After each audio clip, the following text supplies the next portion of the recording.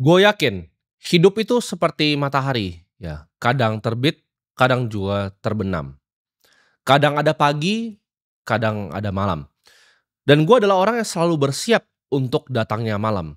Gue selalu tahu, hidup itu nggak akan selalu pagi dan nggak akan selalu siang. Nanti akan ada sore dan akan ada malam. Hidup itu nggak gampang, dan setiap perjalanan yang gue jalanin, itu justru adalah rangkaian dari ujian. Ujian-ujian hidup. Hidup itu bukan datang ke taman berbunga, tapi hidup adalah peperangan. Peperangan yang lu harus waspada untuk lihat setiap hari. Hidup yang lu impikan, ya, hidup yang tanpa masalah di taman berbunga, itu gua kasih tahu itu bukanlah kehidupan yang real. Semua orang yang sudah sukses, ya, atau yang kalian lihat hebat, yang kalian kira gampang, itu sudah melewati ujian yang sangat sulit. Kalian perlu bisa melewati kesakitan untuk menjadi hebat. Akan sangat menyakitkan ya, jalan untuk menjadi kaya. Lu akan diremehkan sama semua teman lu akan diremehkan sama semua keluarga lu. Mulai sukses sedikit aja dicemoohnya malah tambah banyak. Kalau ibarat lu nggak siap untuk jatuh, ya jangan naik sepeda. Lu kalau nggak siap untuk ke medan perang, nggak siap untuk ditebas pakai pedang atau kena tusuk sama tombak, ya jangan berperang. Banyak yang suka tanya gue, ya kan, kalau di interview atau di teman-teman gue sehari-hari, mereka suka tanya, "Kalau gue bisa ulang lagi hidup gue, apa sih yang mau gue ubah?" Jawabannya tidak ada. Karena tidak ada yang pengen gue ubah. Semua yang gue lalui, semua kesakitan yang gue lalui itu bawa gue sampai di titik sekarang. Gue ngeliat banyak sekali orang itu komplain tentang kondisi hidupnya. Ah, hidup gue yang paling sulit, ya gue dilahirkan di keluarga yang miskin. Bahkan banyak komentar-komentar yang melayang ke gue.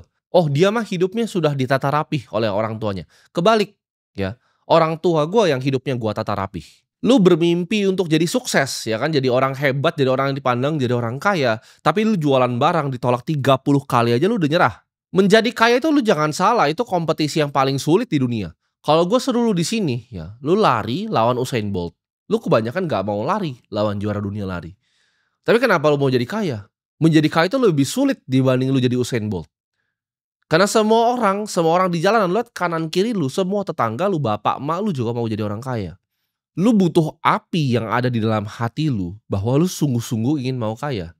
Karena ini bukan akan jadi perjalanan yang gampang. Lu kira lu bisa jadi kaya dengan hidup yang nyaman, ya lu balik tidur ke alam mimpi aja, itu nggak akan pernah terjadi. Gue coba tanya, ya, kapan lu ingat bahwa hidup lu itu benar-benar berubah? Coba lu inget-inget, itu pasti kejadian yang gak enak di hidup lu. Orang itu ditempa justru ketika hidupnya ada kejadian yang tidak menyenangkan. Ada hal yang menyakitkan di hidupnya. Orang hebat itu nggak lahir dari kondisi yang gampang dan mudah. Trauma, ya gue sebut di sini adalah sebenarnya cheat code, ya. Cara curang untuk justru lu punya semangat ini. Cara curang untuk lu jadi orang yang sukses. Coba ketika gue tanya tadi, apa hal paling menyakitkan yang lu pernah ingat?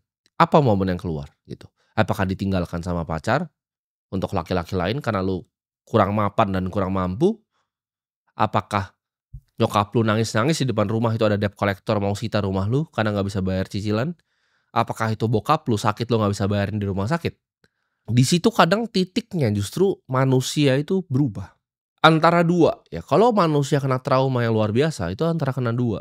Ya, ketika lu lihat nyokap lu nangis-nangis, ya mau dipukulin sama debt collector, atau bokap lu sakit lu nggak bisa bayar, itu akan jadi dua hal.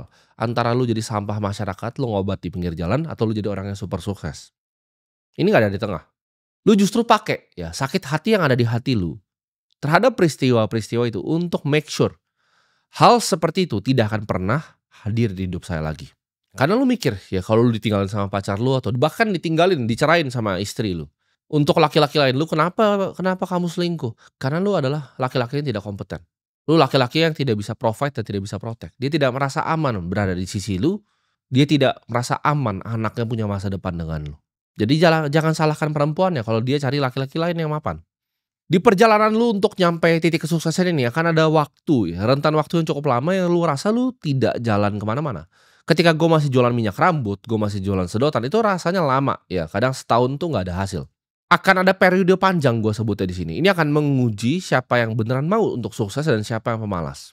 Jangan punya kebiasaan untuk bohongin diri sendiri. Hari ini lu bilang, "Oke, saya mau sukses ya, saya udah sakit hati, saya nggak mau melakukan hal yang sama lagi." Besok lu udah berubah lagi. Akan ada waktunya lu benci dengan apa yang lu lakuin, lu kurang puas dengan apa yang lu lakuin. Lu udah kerja keras ya semaksimal mungkin tapi hasilnya belum kunjung datang. Ketika lu stres, lu capek, lu berhenti, itulah kenapa 99% gua sebutnya orang di negara ini akan mati dengan miskin.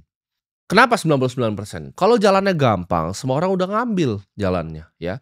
Ketika ada gunung, ada emas di atasnya, 100 orang yang naik, 90 itu udah nyerah di tengah-tengah, ya. Entah dia alasan kedinginan, dia alasan kenapa, ke sini, ke situ.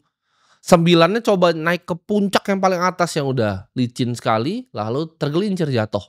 Ada yang kakinya patah, ada yang mati. Dan akhirnya akan ada satu orang yang nyampe paling atas dan pegang emasnya. Kalau jalannya gampang, itu kayak cuman jalan di taman berbunga, jalan ke depan 100 orang jalan terus dapat emasnya 100-100-nya, apakah ada value emasnya? Jawabannya enggak. Emas itu ada value karena susah didapatkan. Ketika satu orang itu dapat semua emasnya, dia jadi raja. Itu dunia. Kalau lu biarin emosi itu mengontrol diri lu akan sama seperti orang lain. Ya ketika udah setengah naik gunungnya, "Ah males capek, ini." Lu alasan terus nanti jadinya. Alasan itu adalah kebohongan yang elegan. Lu harus bunuh yang namanya pecundang di dalam diri lu. Karena lu semua yang nonton ini itu masih ada pecundang kecil yang bisikin terus. Dia orang tuanya kaya, males, begini, Ketika lu lihat artis ya, artis papan atas yang kerja sudah puluhan tahun di TV, dibayar 50 juta jadi presenter, dibayar 100 juta, lu lihat dia, lu lihat hartanya triliun, lu bilang, cuci duit, gitu. Itu adalah setan yang ngomong tuh di kuping lu, lu pengen ketik begitu. Karena saking pecundangnya, ketika lu lihat keluarga lu miskin, lu nya juga miskin, lu diajari pakai cara-cara miskin, lu gampang sekali ya untuk tunjuk orang, "Oh ini dia mesin cuci," gitu. Padahal lu nggak lihat prosesnya 20 tahun gitu. Pelajari orang yang hidupnya lu mau contoh, lu mau naik gunung, ya lu pelajari orang yang bisa naik gunung. Masa lu mau naik gunung lu belajar sama orang yang nggak pernah naik gunung? Hidup gua itu berubah paling banyak ketika gua stop dengerin, ya. Orang yang hidupnya misalnya dia nih, gua nggak mau jadi dia, ketika ada bacot keluar dari mulutnya, gua stop untuk dengerin. Tiba-tiba ya, mungkin selama 4, 5 tahun terakhir dunia itu jadi sunyi untuk gua. Gua nggak peduli mau orang suka sama gua atau enggak. Orang WhatsApp gua sekali ya, gua akan lihat itu berdasarkan apa yang pengen gua bales. Lu WhatsApp gua sekali nggak gua bales, 2 kali gua archive, 3 kali gua blokir. Gua nggak peduli lu siapa. Karena gua di sini gua nggak butuh orang hidupnya. Gua hanya pengen asosiasiin diri gua dengan orang yang punya visi yang sama. Kalau visi lu nggak jelas, tidak ada tujuan yang sama yang mau kita achieve di hidup ini, ya gua nggak akan dengerin omongan lu. Dunia gua sekarang udah sepi. Gue cuma dengerin mungkin nggak nyampe 200 orang total semua di internet gitu kan. Dan mungkin di kehidupan nyata nggak lebih dari 11 orang yang gue pengen dengerin opininya. Gue nggak peduli. Kalau lu nggak bersiap, akan ada momennya di dunia ini lu akan jadi sampah yang ditinggalkan oleh masyarakat. Ketika di jalanan lu udah lihat penuh dengan robot, ketika semua karyawan data entry, karyawan level 1 gue sebutnya, orang yang nggak berguna, itu akan digantikan dengan artificial intelligence bahwa lu nggak ada tempatnya lagi nanti. Jangan cuman semangat di awal dan nggak selesai lombanya. Ingat, hidup ini bukan cuman sprint, tapi ini adalah maraton yang panjang sekali. Ini naik gunung yang besar sekali dan tinggi sekali. Kesuksesan tuh benci sama orang yang namanya munafik. Ya. Gimana lu ada artis lu katain mesin cuci, tapi lu dalam hati lu berharap dapat uang untuk makan hari ini. Uang akan benci sama lu. Ya, orang-orang munafik seperti lu yang membenci uang tuh nggak akan datang dia ke lu. Ketika lu benci uang, uang akan ludahin balik muka lu. Ya. Ketika lu jadi pembenci orang kaya, "Oh dia ini begini karena begini."